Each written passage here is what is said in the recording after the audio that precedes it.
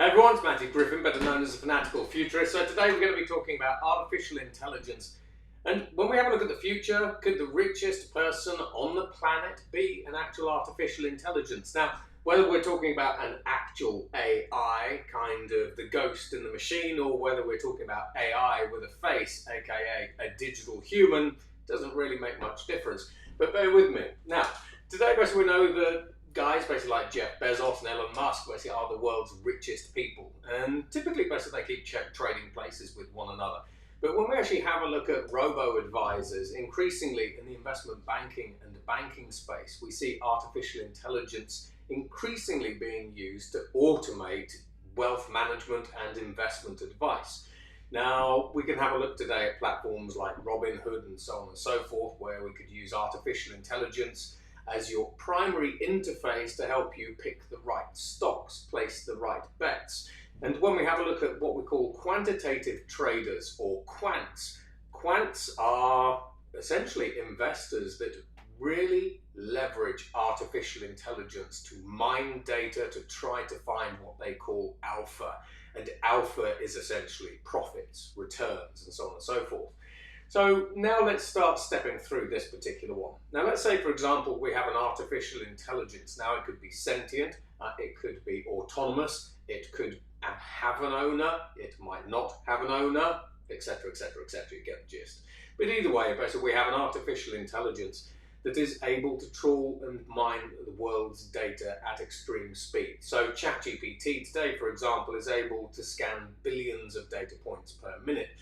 And as it's mining all of this information, it's finding the signals to find alpha. And as it finds alpha, it has cryptocurrency, and it invests its own cryptocurrency into stocks, shares, digital assets, real assets, maybe gold and silver, commodities, and so on and so forth.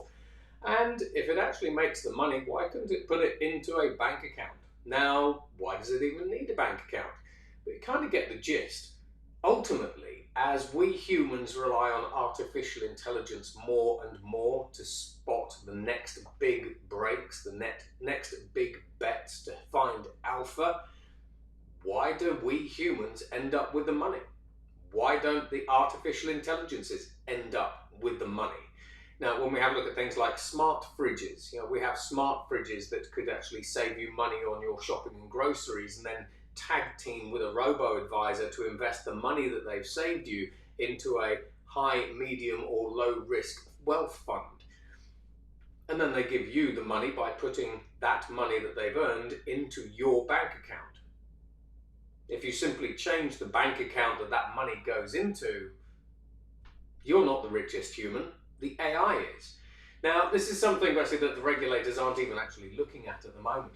But frankly, this is possible today using some of the latest technologies. And I'm not really talking about ChatGPT, we're talking about sort of more deep learning models and so on and so forth, some of the specialist models like Bloomberg, so Bloomberg GPT, as well as some of the quantitative trading models, as well as the investment banking models basically that we're actually seeing spring up around the world as well.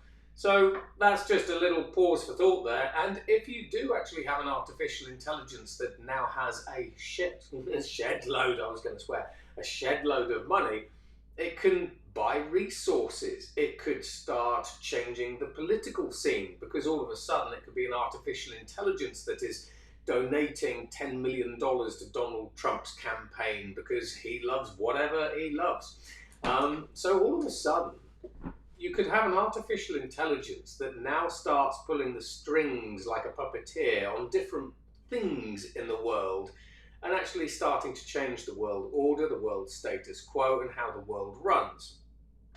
So put that in your pipe and smoke it. Anyway, that's it from me. So if you like this, subscribe, hit the bell, do whatever it is that everyone else tells you to do, or don't do it. That's it. If you don't want to be a sheep, you don't have to be a sheep. And I'll see you on the next vlog. Take it easy. Take care. Bye.